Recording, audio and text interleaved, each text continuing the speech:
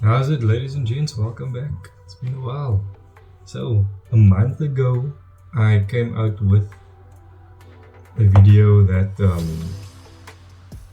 basically said I'm working on a club rugby ranking system. And everything was very exciting. My brother pitched the idea to me. I was like, wow, that's good. Let's jump. Let's go. And I started working on it, and I finished an initial draft, and then I had Delft United ranked much higher than Girls River, which was weird. It didn't make sense. And I'll explain that as we go through this. So I kind of had to rerun through everything so that the system actually makes sense. And this past weekend being postponed by Western Province avoided me that opportunity because there were no games being played. But yeah, let's jump in. Let's have a look at how this rankings turned out. I know people are very excited about it. There has been nothing of the sort for Western Province Club Rugby before, the very first. And yeah, before we jump in, let's just note that these rankings are designed and curated by Illustro, which is me. These rankings are not official or unofficial to Western Province Club Rugby Union. These are official to Illustro and to Illustro only. Until Western Province designs their own system like this or kind of greenlights this one, it will remain unofficial to the system, but official to me. The IP of these rankings belong to Illustro, myself, and my brother. So we are asking you very kindly to not repost these things without permission. And when I say repost, I don't mean clicking the share button from the Illustro pages. I mean screenshotting or downloading and then posting it as your own. These things take a lot of time to do, a lot of effort, a lot of work goes into it, and it wouldn't be very cool if you were just kind of taking my stuff and doing it for yourself. So, with all of that out of the way, let's jump in. To ensure a reasonable separation between higher and lower leagues, i.e. Super League A, Super League B, and so on, each league has been assigned a point total to start off with in the rankings. This means that Super League A would start off with more points than Super League B, and so on. Northern, Southern, City and PAL leagues all start off with the same points because they are all regional divisions. I know there's something about PAL being kind of non-fulfillment because they don't travel. However, those are kind of reflected in the points that they gain as opposed to the points that they started off with. And then finally the Metro League will start off with 40 points because they are kind of non-fulfillment. How does the point exchange system work? Results are tallied from the start of the 2024 league season, which means the 6th of April to today and onwards. Nothing before that counts, so no friendlies of the 2024 season, no leagues prior to 2024, and this is also why the total points for each league was kind of assigned to them, because it's completely impossible to get every single result from previous seasons. Forfeited games are not played. This means that they don't have any impact on the ranking system at all. They didn't happen, so they don't count. Varsity Cup and Varsity Shield games don't count when played against other universities such as UJ and Tux and what have you. But when Matis and UCT do clash in the Varsity Cup, that game will count towards this. However, the local Varsity Cup games for this year actually took place before the 6th of April, so they won't be counting right away. Those will only count from next season onwards. However, Matis did play against UWC about a week or two ago in the Rhodes University tournament, so that one will count, which was a rare clash between a Super League A and a Super League B team in the season. The system itself serves to promote the overall best club rather than team. So what I mean by that is Hamilton RFC as opposed to Hamilton's first team, right? And the way that works is this. So here's the points breakdown, and it's separated into 4 because there are 4 teams that make up the senior structure in the Western Province Club Rugby Union. That would be your under 20, your third, your second, and your first teams. Each of these teams would contribute a different point total when winning or losing or drawing. And to kind of break that down to you really quickly is, if you win at home, you get a certain amount of points. If you win away, you get a bit more because of the home ground advantage. And if you draw at home, you lose points because of the home ground advantage. And if you draw away, you would gain points because the other team should have the home ground advantage. For knockouts and tournaments, points are a bit more because those games kind of count more. And for friendlies, points are a bit less because those games don't really count as much. There is the issue of the PAL League being ranked at the same level of the other regional teams, and that is kind of made up for in the way the PAL points are tallied. Because most of them play at Dal Josephat, they kind of get a different point structure for the sharing of field. So there's not really a home and away kind of advantage thing going on there. They're all playing at home all the time, so there's different points for them.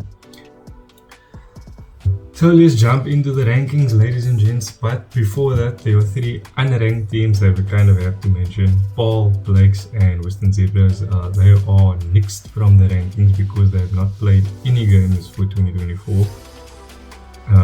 If they do manage to get their things together and start playing again next year, they will start off with the points that are assigned to whatever specific league they will be in, as stated earlier on in the video. So just wanted to get that out of the way. Let's start with the bottom 10, and we see Perseverance, Temperance Cities and Progress having the unfortunate honor of gracing the very last 3 positions on these rankings. They are followed by Bishop Lavis and then Thistle in 86th position. Thistle, Progress, Temperance Cities and Perseverance are kind of done for the year. They aren't playing in the regional second round like the other Metro League teams. So their points are basically locked and will likely be the bottom 4 come the end of the season. In 85th, there's Khayelitsha Crusaders followed by Lamont Wanderers, and then we have the introduction of regional teams below other Metro League teams. Lagunia, Blackheath Police and Peril United in 83, 82 and 81. These teams have not been having a great season, and certain Metro League teams kind of outperforming, and I guess we will see that also come regional second round in 2 weeks time. In 80th position we have another team from Paul Simondium, and they are followed by the top 3 Metro League teams, Imikai, Pasantakral and Silverleaf. Silverleaf obviously the Metro League winners, and it reflects over here being the highest ranked Metro League team. They are followed by Peninsula in 76th position, then Windmill United, Young Ideas, Paul Violets Retreat and Allendale to make up the bottom 20. Higher up the table we have Gordons Bay Pioneers, didn't also have a stellar season across all their teams. Morning Star 69th, Northerns in 68th, Excelsior, Titans, Whistling Wheels, Manenberg Rangers, and then a team you would have thought would have been ranked a bit higher, Salarians. Given all their history and their place in the top 9, they should be ranked higher, but they kind of just edged out also. They're followed by Stellenbosch Coronation, who kind of fell off towards the end of the season, and then another top 9 team in Silver Tree, the first team ranked above 50 points on this table in 61st position. They were followed by Riverstones and Young Standards from Paul, and then Young Stars Elsie's Rugby United, Rocklands, Rugby Universal, and then the lowest ranked regional winner in Delft United. Yeah, like I said, your first team can be pretty good, but if your other 2 or 3 teams don't come with the same results, then it's just going to drag your club down on these rankings. They are followed by Watsonia, Paarl Rangers, and Young Wesleys as we head into the top 50. And we'll see our first Super League C team in Masipumelele ranked at 50th, below top 9 contenders Albions in 49th, and they are followed by Rangers in 48th position with 54.62 points. Violets and Caledonian Roses ranking higher than Rangers to round out the bottom half of the table. As we go into the top half, we see Young Gardens from Paarl, Eerste River, Gardens, Blue Jet, and Strand United. Those Super League C teams there. Young Gardens being one of the higher ranked Paarl regional teams for this ranking, although they aren't the highest. Scottsdene Central coming in at 40. Lower Paarl Blues would be your highest ranked Paarl team in 39th. Blue Stars United, your highest ranked regional team overall, in 38th position. Busy Bee, Young People, Langa making up 35, 36 and 37. And they are followed by Atlantis, Kylemore, All Saints, and Pinyal Villagers in 31. You'd think Pinyal would be a bit higher, but they've also kind of been falling off. Into the top 30, which would reasonably make up your Super League B and Super League A, but let's see how this turns out. Strand United in 30th position, representing Super League B. Goodwood in 29th position, representing Super League C, followed by Super League B's Vineyards. And then in 27th, we have Makassa from Super League C, and the highest ranked Super League C team, Primrose, in 26th position with 67.12 points. That's absolutely massive for Primrose. Not only outdoing Makassa on their home ground, which surely gave them the points to overtake them, but also to be ranked this highly among Super League B teams is huge. We then have Hamlets, Collegians, Belleville, Ahmadiyas, and Franschhoek, all from the Super League B, to round out the clubs before we get to the top 20, which we'll see Kuils River in 20th position from Super League A. That is the lowest ranked Super League A team. They are followed by Super League B's Kraaifontein, and then Super League A's Scottish Kloof Warmers in 18th position, followed by Hands and Heart in 17, NTK in 16, Belhar, CPUT, Brackenfell, St. George's, and then UWC in 11th position. As we go on to the top 10 teams, and we have a Super League B team in the top 10, which is absolutely amazing. We have Thunderstel Evergreens in 10th position, followed by Villager, UCT, Unimall, Tygerberg, Helderberg, Alsbay, and then your top 3 clubs for the season so far: Durbanville Belleville in 3rd position, Stellenbosch Maties in 2nd position, and Hamilton in 1st with a whopping 89.22. I was worried when I initially got through to this that Stellenbosch Maties would be outdoing every other club in the rankings, but Hamilton, having beaten Stellenbosch Maties earlier in the season, kind of clinched it, and they have quite a lead over Stellenbosch Maties as well. So that is your ranking system, ladies and gents. Let me know how your club done. Let me know where you think these teams will end up by the end of the season. Who do you think is going to top this by the end? Who do you think is going to be rock bottom? Who is the most disappointing team that you see in these rankings, and who is the most impressive that you see in these rankings? For me, the most impressive team right now is Thunderstel Evergreens in the top 10, a Super League B team. Surely they are going up to Super League A next season, and they are already ranking among the top 10. That's just absolutely amazing. For disappointing teams, I would say Delft United would be one of those. They are the lowest ranked regional winners, and that is because their second and third teams aren't pulling as much weight as their first team is. But hopefully they do better come top 9 and move on up a bit in these rankings. Ladies and gents, this has been an amazing undertaking. It has been a huge undertaking. I really hope that this grows from strength to strength. It's the first of its kind. We've never seen anything like this done for club rugby before, and I hope to continue pushing this as the years go on.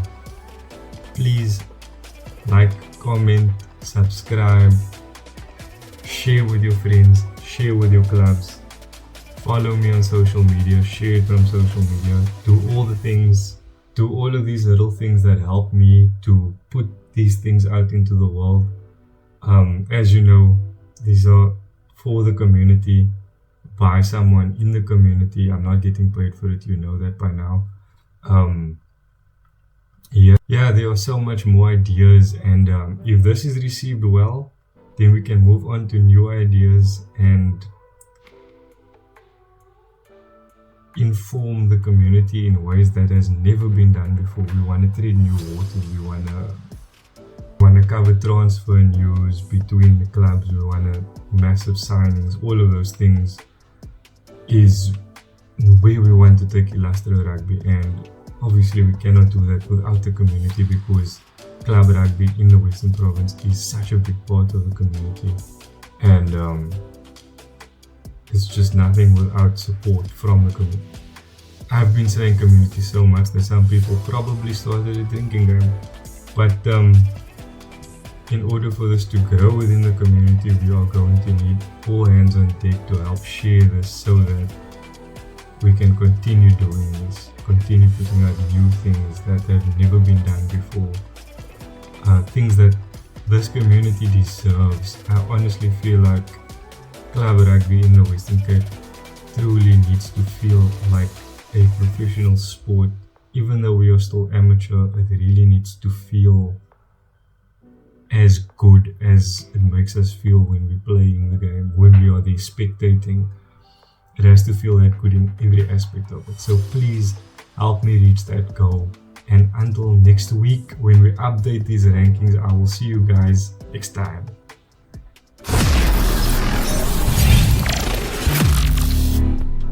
Welcome to Illustrated.